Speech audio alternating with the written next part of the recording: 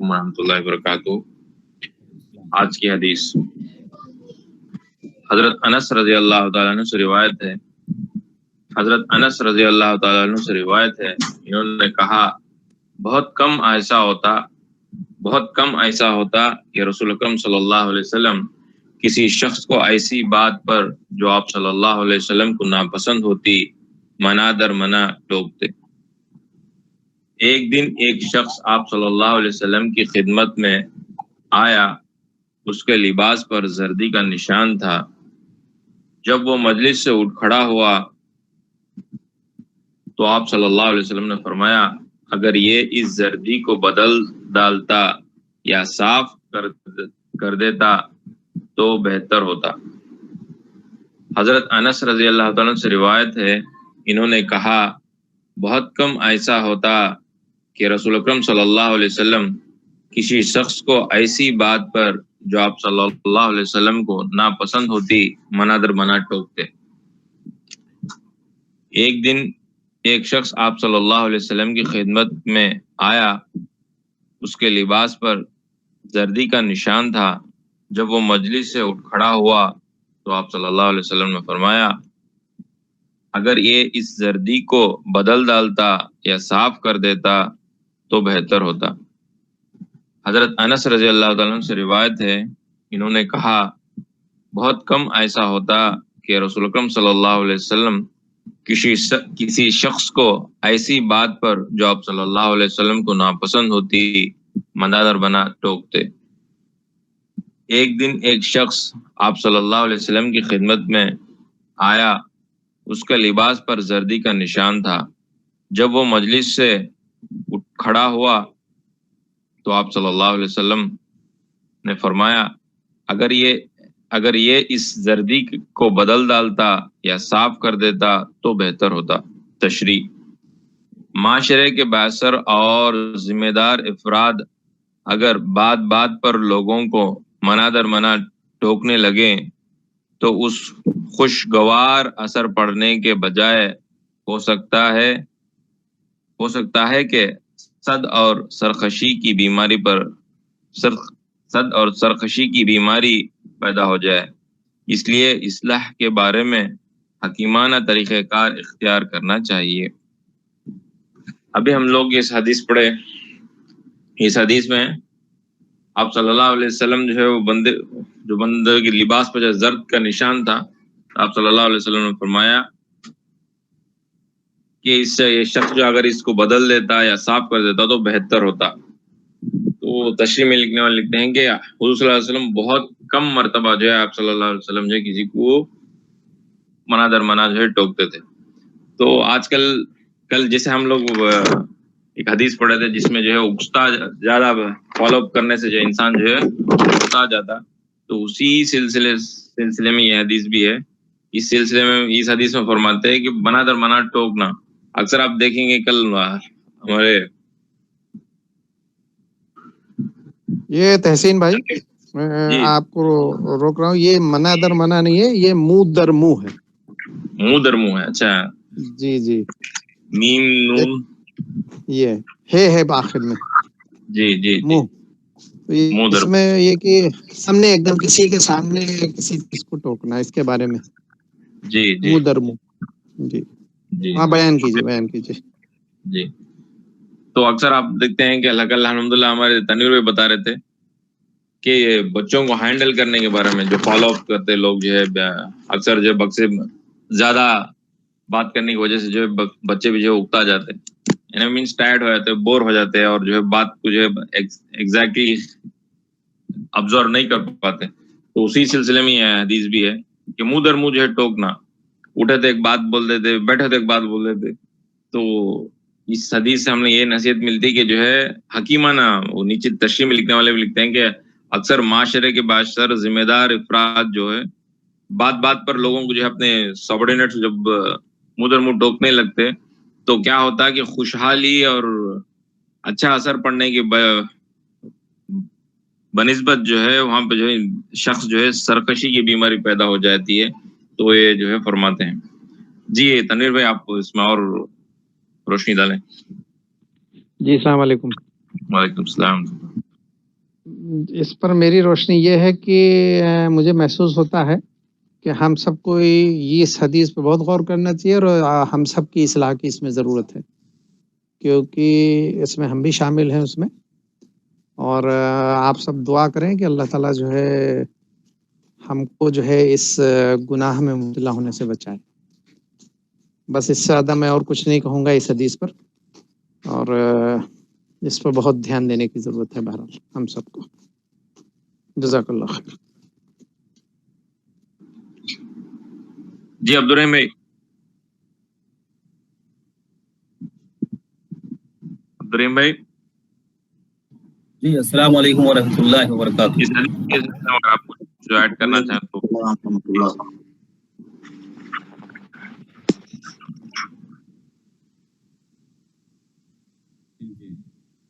کوئی اور حضرات اس حدیث پر کہیں تو اور اچھا رہے گا. روح اللہ شریف صاحب یا اسماعیل صاحب. نہیں رحیم بھائی آگے بڑھیے، آپ کنٹینیو کریے. تھوڑا ایرر آ رہا ہے میرا، شاید ڈسکنیکٹ ہو جائے گا، پھر تھوڑی دیر میں کنیکٹ ہو جائے گا. اچھا اسماعیل بھائی ٹھیک. اب مجھے تو ایسا لگ رہا ہے کہ سب سے پہلے مجھے عمل کرنا چاہیے حدیث پہ. میں ضرورت مند ہوں عمل کا، پہلی بات. دوسری بات، کچھ چیزیں اس سے ریلیٹڈ ہی یاد آ رہی ہیں، جیسے وہ جو سورہ ہے، ایک سورہ کے اندر جو ہے یہی ٹاپک سے ریلیٹڈ آیات بھی ہیں، جس میں خاص طور پہ اولاد سے اور بیوی سے یا بیویوں سے کیسا رویہ اختیار کرنا چاہیے وہ بتایا گیا ہے. سورہ تغابن ہے، وہ غالباً 68 سورہ نمبر ہے. 68 ہاں 68 نہیں ہے، ایک منٹ، 64 ہے. سورہ نمبر 64 میں آخری آیات میں یہ جو ہے مضمون، یہ ٹاپک وہاں بھی ملتا ہے. اس کا آپ لوگ مطالعہ کریں، جس میں ایک آیت ہے کہ جس میں اللہ تعالیٰ ارشاد فرماتے ہیں کہ اے لوگو جو ایمان لائے ہو، تم میں تمہارے بیویوں میں سے اور تمہاری اولاد میں سے بعض تمہارے لفظ استعمال کیا گیا کہ دشمن ہے. پھر یہ کہا گیا کہ جو ہے فافو و آصفہو، اس طرح کے الفاظ استعمال کیے گئے. تو اس سے یہ کنکلوژن نکلتا ہے کہ کچھ چھوڑ پکڑ کا معاملہ ہو، یعنی کبھی دیکھا بھی جائے کہ کچھ غلطی ہو رہی ہے تو اسے نہ ٹوکا جائے، نظر انداز کیا جائے، پھر کبھی سمجھایا بھی جائے. اس طرح سے ہونا چاہیے. وہی یہاں پر حضرت محمد صلی اللہ علیہ وسلم کا حکیمانہ طریقہ اس حدیث میں بیان ہو رہا ہے کہ لوگوں کو منہ در منہ نہ ٹوکیں، بلکہ جو ہے حکیمانہ طریقے سے بات سمجھائیں. جیسا کہ یہاں نبی اکرم صلی اللہ علیہ وسلم کا جو طریقہ دیکھیے کہ ایک شخص پر آپ کی نظر پڑی، اس کے لباس پر زردی تھی. زردی یعنی پیلا پن نا، موسٹلی تنویر صاحب زردی سے مراد ہے. جی وہی پیلا پن کا نشان ہے. تو رسول صلی اللہ علیہ وسلم اسی وقت جو ہے اس شخص کو نہیں ٹوکے ہیں، بلکہ جب وہ مجلس سے اٹھ کھڑا ہوا تو آپ صلی اللہ علیہ وسلم نے فرمایا اگر یہ اس زردی کو بدل ڈالتا یا صاف کر دیتا تو بہتر ہوتا. اس پر غور کرنا چاہیے کہ کیسا حکیمانہ طریقہ اختیار کیا جا رہا ہے. ڈائریکٹ بولے بغیر کس طرح سے بات سمجھائی جا رہی ہے کہ اگر یہ کر لیتے تو بہتر ہوتا. اس طرح سے الفاظ استعمال ہو رہے ہیں. تو مسئلہ سارا جو اصل میں ہوتا ہے کمیونیکیشن کا ہے کہ کس طریقے سے ہم کمیونیکیٹ کر رہے ہیں. اس کا اثر جو ہے بہت پڑتا ہے. اللہ تعالیٰ ہمیں صبر سے حکیمانہ طریقے سے کام کرنے کی توفیق عطا فرمائے. آمین. عبدالرحیم بھائی اس میں تھوڑا میں ایڈ کرنا چاہوں گا. ضرور ضرور ضرور. پچھلی حدیث ہم پہلے پڑھے تھے تبلیغ کے بارے میں. اس حدیث میں تھا اور جب غصہ ہو تو خاموشی اختیار کرو. اس حدیث میں فرمایا غصہ ہو تو خاموشی اختیار کرو. اور دوسری حدیث میں فرمایا گیا کہ جو ہے آپ جو ہے لوگوں کو اتنا احمد کرو کہ لوگ جو اگتا جائے. اور آج کی حدیث میں فرمایا گیا کہ بھائی آپ جو ہے بے حکیمانہ طریقہ اختیار کرو اور جو ہے منہ در منہ جو ہے لوگوں کو نہ ٹوکو. یہ کمپلیٹلی ایک پرسنالٹی ڈیولپمنٹ کا ایک سیریز ہے. دیکھیں اس چیز میں آج کل لوگ پرسنالٹی ڈیولپمنٹ کے لیے کہیں ادھر ادھر بھاگتے رہتے, لوگوں کے کئی لیکچر سنتے رہتے. لیکن ماشاءاللہ اس حدیث میں اگر غور کرو تو کمپلیٹلی جو ہے پرسنالٹی, ایک مومن کی کردار کیا ہونا چاہیے, ماشاءاللہ ایک کیا بولتے ایک نمونہ مل رہا ہے. دیکھیں پورا سلسلہ. آپ نے اس کو اصل جو ٹاپک ہے اس کا اسے آپ نے پہچانا. ماشاءاللہ. شکریہ بھائی. اعوذ باللہ من الشیطان الرجیم. بسم اللہ الرحمن الرحیم. یسألونک عن الخمر والمیسر قل فیہما اثم کبیر ومنافع للناس وَإِثْمُهُمَا أَكْبَرُ مِن نَفْعِهِمَا وَيَسْأَلُونَكَ مَاذَا يُنْفِقُونَ قُلِ الْعَفْوَ كَذَلِكَ يُبَيِّنُ اللَّهُ لَكُمُ الْآيَاتِ لَعَلَّكُمْ تَتَفَكَّرُونَ. صدق اللہ العظیم.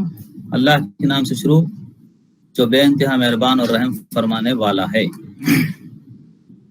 لوگ آپ سے یعنی آپ صلی اللہ علیہ وسلم سے شراب اور جوئے کا مسئلہ پوچھتے ہیں. آپ کہہ دیجئے ان دونوں میں بہت بڑا گناہ ہے اور لوگوں کو اس سے دنیاوی فائدہ بھی ہوتا ہے, لیکن ان کا گناہ ان کے نفع یعنی فائدے سے بہت زیادہ ہے. آپ سے یہ بھی دریافت کرتے ہیں کہ کیا کچھ خرچ کریں, تو آپ کہہ دیجئے حاجت سے زیادہ چیز. اللہ تعالیٰ اسی طرح اپنے احکام صاف صاف تمہارے لیے بیان فرما رہا ہے تاکہ تم سوچ سکو. تو یہ آیت 219 ہے سورۃ البقرہ کی. ویسے اس سورت میں 285 شاید آیات ہیں پوری. 219 تک ہم الحمدللہ پہنچے ہیں. تو اس آیت میں 219 میں جو بیان ہو رہا ہے کہ آپ صلی اللہ علیہ وسلم سے لوگ جو ہے شراب اور جوئے کا مسئلہ پوچھتے ہیں. اس وقت مدینے میں ظاہر بات ہے آیت نازل ہوئی ہے. اس وقت تک یہ شراب جو ہے پوری طرح حرام نہیں تھی اور جوا بھی شاید چل رہا تھا. اکثر لوگ جو صحابہ میں اس سے تو بچے ہوئے تھے, اس میں کوئی شک نہیں, لیکن شریعت میں اللہ تعالیٰ نے ابھی حکم نہیں دیا تھا پوری طرح سے کہ یہ حرام ہے. تو اس وقت کی جو ہے پہلے یہ کہا جا رہا ہے. پہلا جو طریقہ دیکھیے, یہاں بھی اللہ تعالیٰ خود بھی حکیمانہ طریقہ اختیار کیے ہیں. ایک ساتھ حرام قرار نہیں دیا گیا, بلکہ پہلے ناپسندگی کا اظہار اللہ تعالیٰ نے کیا. پھر یہی وہ ٹاپک حدیث سے مل رہا ہے. طریقہ دیکھیے, پہلے ناپسندی کا اظہار اللہ نے کیا کہ شراب اور جوا جو ہے بڑی خراب چیزیں ہیں. یہ پہلا مرحلہ تھا, سٹیپ 1, اس کو ختم کرنے. سٹیپ 2 میں یہ کہا گیا کہ جو ہے خبردار جو ہے شراب کی حالت میں, نشے کی حالت میں نماز کی طرف مت آئیے. یہ دوسرا کہا گیا. تیسرے سٹیپ میں اب کمپلیٹ حرام قرار دے دی گئی شراب, یہ یہاں سے اب حرام ہے. تو یہ حکیمانہ طریقہ اس وقت کا تھا جس وقت جب کہ شریعت کے احکام بیان کیے جا رہے ہوں. لیکن اب کوئی آدمی یہ نہیں کہہ سکتا کہ میں اس 3 سٹیپس میں چلوں گا, نہیں, کیونکہ وہ پہلے جب شریعت کے احکام دیے جا رہے تھے تو اس طرح سے دیے گئے ہیں. اب ہمارے لیے حرام ہے بالکل. यहाँ वो भी बात समझाई गई पहले में कि क्योंकि ये लॉजिक लोग बयान करते रहते हैं कि भाई शराब में और जुए में कुछ फायदा भी तो है, कुछ बहुत से लोगों का नुकसान भी है, लेकिन जुए से जो है किसी एक का फायदा भी हो जाता है, वो भी एक करोड़पति बन जाता है या लखपति बन जाता है। कुछ ऐसे लोग पैसे बयान करते हैं कि कुछ फायदा भी तो है ना। फिर शराब के ताल्लुक से भी लोग कहते हैं कि अल्कोहल पीने से जो है, एक साहब ने तो मुझे कहा था कि आपको गॉल ब्लैडर में स्टोन्स हैं तो आप अल्कोहल लेंगे तो वो डिजॉल्व हो जाएंगे। इस तरह से कुछ फायदे भी शायद हैं, लेकिन अल्लाह ताला, इसीलिए अल्लाह ताला भी वो बात बयान कर दिए और लोगों को उससे दुनियावी फायदा भी होता है, लेकिन उनका गुनाह उनके नफा से बहुत ज्यादा है, उसके फायदे से बहुत ज्यादा है उसका गुनाह और उसका नुकसान। तो यहाँ पर ये बात जो है साफ आ गई। तो अब जो रिमार्क करने वाले हैं वो ये नहीं कह सकते कि जो है ये इतने भी फायदे हैं बोल गया, वो क्या क्या कि फायदे जो भी है निकाल के दिखा सकते हैं, लेकिन अल्लाह ताला ने उसको कवर कर दिया यहाँ पर कि फायदे तो है, लेकिन फायदे से बड़ा जो है नुकसान है, इसलिए बचना चाहिए। ये बात है। आपसे ये भी दरियाफ्त करते हैं कि क्या कुछ खर्च करें। अब दूसरी बात खर्च करने के ताल्लुक से, क्योंकि सहाबा कराम का मामला ये था कि उनके सामने कोई बात आती थी कोई करने का अमल, तो वो बड़े सेंसिटिव थे, बड़े हसास, और वो जो है क्या कुछ कर दूं, यानी कितना ज्यादा से ज्यादा मैं करूं, हम करें, इसकी फिक्र करते थे, बचने की नहीं। तो इसलिए सवाल बार बार अल्लाह के रसूल सल्लल्लाहु अलैहि वसल्लम से वो करते थे कि हम क्या खर्च करें अल्लाह के नाम में, क्या पूरा दे दें या क्या दें, क्या क्राइटेरिया होना चाहिए। तो उस पर अल्लाह ताला ये बता रहे हैं कि तो आप कह दीजिए हाजत से जायद चीज, यानी जो कुछ तुम्हारी जरूरत से ज्यादा हो वो सब अल्लाह की राह में खर्च करो। ये जो है बात बताएगी। तो यहाँ पर एक बात जो है याद आ रही है सूरह बनी इसराइल से कि खर्च के ताल्लुक से भी म्याना रवि अख्तियार की जाए, इतना हाथ ना छोड़ दिया जाए, इतना खर्च ना कर डाला जाए कि खुद जो है परेशान हो जाए, खुद मजबूर हो जाए, खुद जो है हाजतमंद हो जाए, ऐसा ना करे। और दूसरी तरफ इतना हाथ ना बांध ले कि बिल्कुल ही जो है बखालत की तरफ जो है आदमी बढ़े और वो बखील बन जाए एकदम। इससे बचें। ये जो है बैलेंस को मलहूज रखना चाहिए। तो सुन्नत रसूल सल्लल्लाहु अलैहि वसल्लम की तो हमारे सामने है कि वो तो उनके घर का क्या हाल था, लगातार कोई 3 या 2 दिन जो है चूल्हा भी नहीं सुलगता था। तो ये तो खैर रसूल सल्लल्लाहु अलैहि वसल्लम की सुन्नत है। तो हमें देखना चाहिए कि जो है हम भी यहाँ पर कुछ अमल अच्छा से अच्छा करने की हमें कोशिश करनी चाहिए। अल्लाह ताला उसी तरह अपने अहकाम साफ साफ तुम्हारे लिए बयान फरमा रहा है ताकि तुम सोच समझ सको। साफ साफ जो है बातें बताई जा रही है ताकि तुम समझ सको। 220 आयत है ये। दुनिया और आखिरत की उमूर को और तुझसे यतीमों के बारे में भी सवाल करते हैं। आप कह दीजिए कि उनकी खैर खाही बेहतर है। तुम अगर उनका माल अपने माल में मिला भी लो तो वो तुम्हारे लिए भाई हैं। बदनीयत और नेक नियत हर एक को अल्लाह खूब जानता है, और अगर अल्लाह चाहता तो तुम्हें मशक्क़त यानी परेशानी में डालता। यकीनन अल्लाह ताला गलबे वाला और हिकमत वाला है। तो इस आयत की जरा जो है आप शान नुज़ूल आप सुने। इस आयत की नुज़ूल से पहले कुरान में यतीमों के हुकूक की हिफाजत के मुताल्लिक़ बार बार सख्त अहकाम आ चुके थे। यानी इससे पहले ही दूसरी आयत में अल्लाह ताला ने यतीमों के हुकूक के ताल्लुक से बहुत सख्त जो है इंस्ट्रक्शन क्या होना चाहिए, आर्डर्स जो है नाजिल किए कि यतीम के माल के पास न फटको, यतीम के माल के पास न फटको, इस तरह के अल्फाज आए। और ये कि जो लोग यतीमों का माल जुल्म के साथ खाते हैं वो अपने पेट आग से भरते हैं। ان شدید احکام کی بنا پر وہ لوگ جن کی تربیت میں یتیم بچے تھے، یعنی جن کے گھروں میں یتیم بچے تھے، آرفنس، اس قدر خوف زدہ ہو گئے تھے کہ انہوں نے ان کا کھانا پینا تک اپنے سے الگ کر دیا تھا. کہاں ان کا مال جو ہے ہمارے مال میں ملتا کہ ان کا مال ہم جو ہے نہیں کھانا بول کے کھانا پینا تک ان کا الگ کیے تھے. اور اس احتیاط پر بھی انہیں ڈر تھا کہ کہیں یتیموں کے مال کا کوئی حصہ ان کے مال میں نہ مل جائے. پھر بھی ٹینشن میں رہتے تھے کہ کیا تو بھی ان کی جو ہے حق تلفی ہو جائیں گی، کوئی ان کی چیز ہمارے استعمال میں آ جاتی ہوں گی. ظاہر بات ہے ایک گھر میں ہے تو کوئی نہ کوئی چیز اس طرح سے جو ہے ہو سکتی ہے.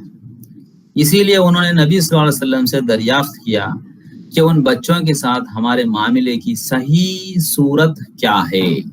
تو اس پر اللہ تعالیٰ نے یہ آیت نازل کی ہے جس کا آپ ترجمہ سن رہے تھے کہ اگر مال ملا بھی لو تو وہ تمہارے بھائی ہیں، مسئلہ نہیں ہے، الگ رکھو تو بھی کوئی بات نہیں، لیکن نیت صاف ہونی چاہیے. نیت میں اگر خرابی ہے کہ اس کا مال ہڑپ لیں تو وہ جائز نہیں ہے، اور اللہ کو یہ باتیں معلوم ہیں کہ کون کیا کر رہا ہے، یہ کہا گیا. اس کے بعد یہ 221 جو ہے بہرحال ایک آیت ہے، اس کا جو ہے اس کو ابھی کب نازل ہوئی ہے اس پر ہم غور کرتے ہیں. یہ سورۃ البقرہ ہے اور یہ مدینے میں نازل ہوئی ہے. مطلب یہ ہے کہ مکی دور کا 13 برس کا جو ہے پیریڈ گزر چکا ہے، 13 ایئرس آف مکہ. اور مکن پیریڈ کی جو خصوصیت ہے، اسپیشلٹی ہے، ظاہر بات ہے وہ یہی ہے کہ جو قانون کا اور جو سیاست کا یعنی پالیٹکس کا کی جو رولنگ تھی وہ اسلام کے ہاتھ میں نہیں تھی. یعنی کافر وہاں پر ڈومینیٹڈ تھے سیاست میں اور ظاہر بات ہے قانون میں، سب معاملات میں. تو وہاں پر وہ مکن پیریڈ ہے.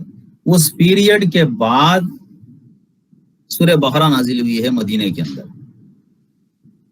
تو اس وقت یہ آیت آ رہی ہے. تو ظاہر بات ہے یہ جو آیت ہم پڑھنے جا رہے ہیں 221 مکی دور میں یہ نازل نہیں ہوئی تھی، یہ ذہن میں رکھیے. یہ کب آیت آ رہی ہے؟ مدینے میں. یعنی مدینے میں تو سربراہ، مملکت کے سربراہ، حکومت کے بڑے سربراہ خود نبی اکرم صلی اللہ علیہ وسلم ہی ہیں. یعنی اسلام ہی کا غلبہ ہے پوری طرح سے. ملک کا قانون، ملک کی باغ ڈور جسے کہتے ہیں، وہ جو ہے رسول صلی اللہ علیہ وسلم کے ہاتھ میں ہے. تو اس وقت یہ آیت نازل ہو رہی ہے. تو آپ اس کو پڑھیں، یہ ذہن میں رکھ کے. بسم اللہ الرحمن الرحیم. اور شرک کرنے والی عورتوں سے تا وقت یہ کہ وہ ایمان نہ لائیں تم نکاح نہ کرو. مطلب جو شرک کرنے والی عورتیں ہیں، مشرک عورتیں ہیں، یعنی ایک اللہ سے ہٹ کر دوسروں کو بھی خدا ماننے والی عورتیں، ان سے نکاح ہرگز مت کرو جب تک کہ وہ ایمان نہ لائیں. یہ آیت جب مدینے میں نازل ہوئی تھی تو پھر مکے میں کیا تھا؟ مکے میں سچویشن یہ تھا کہ میاں اور بیوی ہے ایک فیملی میں، تو میاں ایمان لائے ہیں، بیوی ایمان نہیں لائی ہے بھی، یا بیوی ایمان لائی ہے کسی گھر میں، شوہر ایمان نہیں لایا ہے. تو اس وقت یہ انسٹرکشن نہیں تھا کہ کیونکہ وہ ایمان نہیں لائی ہے بیوی اگر تو اسے چھوڑ دیا جائے اسی وقت، نہیں. اور ساتھ ساتھ اگر بیوی ایمان لائی ہے، شوہر نہیں لایا ہے، تو ایمان جو ہے اس کو ایک دم اسی وقت چھوڑ دینے کا انسٹرکشن، آیت تو اس وقت نازل نہیں ہوئی تھی، بلکہ یہ مدینے میں یہ آیت اب نازل ہو رہی. اس کے بعد اس پر عمل ہوا ہے نہیں. تو ایمان والی لونڈی بھی شرک کرنے والی آزاد عورت سے بہت بہتر ہے. یعنی ایمان والی لونڈی سے مراد یہ جو ہے لفظ ہے جو بہرحال آزاد عورت نہیں، بلکہ کسی کے گھر پہ کوئی کسی کی ملکیت میں ہے اس قسم کی. مگر وہ اگر وہ ایمان والی ہے تو وہ شرک کرنے والی آزاد عورت سے بھی بہتر ہے. وہ تمہیں مشرکہ ہی اچھی لگتی ہو. یعنی ہو سکتا ہے کہ اس کی خوبصورتی وغیرہ سے آدمی جو ہے کشش محسوس کرتا ہو، لیکن چونکہ وہ ایمان والی نہیں ہے تو وہ بہتر نہیں ہے، بلکہ ایمان والی عورت ہی جس کا اگر سوشل سٹیٹس بھی کم ہے تو وہی بہتر ہے، یہ اللہ تعالیٰ بتا رہے ہیں۔ اور نہ شرک کرنے والے مردوں کے نکاح میں اپنی عورتوں کو دو، یعنی شرک کرنے والا اگر کوئی مرد ہے تو اس کو جو ہے اس کے نکاح میں اپنی ایمان والی عورتوں کو نہیں دینا چاہیے جب تک کہ وہ ایمان نہ لائیں۔ کون وہ مرد؟ ایمان والا غلام آزاد مشرک سے بہتر ہے۔ یہاں بھی وہی بات، کوئی مرد آدمی ہے جو غلام ہے مگر مومن ہے، ایمان والا ہے، تو وہ بہتر ہے اس مشرک سے جو ہے غلام نہیں ہے، آزاد ہے، اس کا سوشل سٹیٹس بہتر ہے، لیکن وہ مشرک ہے تو وہ بہتر نہیں ہے، ایمان والا غلام ہی صحیح ہے۔ وہ مشرک تمہیں اچھا لگے، یہ لوگ جہنم کی طرف بلاتے ہیں اور اللہ جنت کی طرف اور اپنی بخشش کی طرف اپنے حکم سے بلاتا ہے۔ وہ اپنی آیتیں لوگوں کے لیے بیان فرما رہا ہے تاکہ وہ نصیحت حاصل کریں۔ اب اس آیت کے اوپر غور و فکر اگر ہم کریں، پرسوں ایسا ہوا کہ سیٹرڈے کے دن بھی تدبر قرآن کے نام سے ایک یہ چل رہا ہے انڈیا سے، تو ہم اس میں جوائن کیے تھے، تو اس میں بھی یہ بہت سی باتیں آ رہی تھی، تو اس پر میں نے بھی انہیں ایک سوال بھی کیا تھا، اس صاحب کو چلا رہے تھے اسی پر کہ کیا موقف اختیار کیا جائے جب کہ جو ہے کسی ایسے ملک میں ہم ہو جہاں پر جو ہے وہاں کی بہرحال اسلام کی جو ہے ہاتھ میں جو ہے حکومت نہ ہو۔ یہ اگر میاں ایمان لاتے ہیں اور بیوی ایمان نہیں لاتے ہیں تو کیا کیا جائے؟ کیا اسی وقت چھوڑ دیا جائے یا نہیں؟ اور بیوی ایمان لائی ہے، شوہر ابھی ایمان نہیں لایا ہے، تو کیا وہ بیوی اس شوہر کو چھوڑ دے یا نہیں؟ تو وہ صاحب یہ بتا رہے تھے چونکہ یہ آیت جو ہے مکی دور میں نازل نہیں ہوئی بلکہ بعد میں نازل ہوئی، تو اس کا مطلب یہ ہے کہ یہ آیت تو اللہ کی علم میں تھی، لوح محفوظ میں تو تھی، یعنی جہاں پر قرآن مجید ہے پہلے سے ہی پلان تھا کہ اللہ تعالیٰ کو یہ آیت نازل کرنا ہے، لیکن مکی دور میں کیوں نہیں نازل کیے؟ اس لیے کہ ابھی وقت نہیں آیا تھا، بعد میں آیا تھا وقت۔ تو اگر کسی جگہ وہی مکن پیریڈ کا دور ہے تو ایک دم جو ہے اس آیت پر عمل نہیں کیا جا سکتا، اگر موقع ہو تو کریں، ورنہ پھر جو ہے حکیمانہ طریقہ اختیار کریں۔ تو یہاں میں روکوں گا، پھر بھی اس پر کوئی کچھ بولنا چاہ رہے ہیں تو بول سکتے ہیں اس آیت پر۔ جی تنویر صاحب۔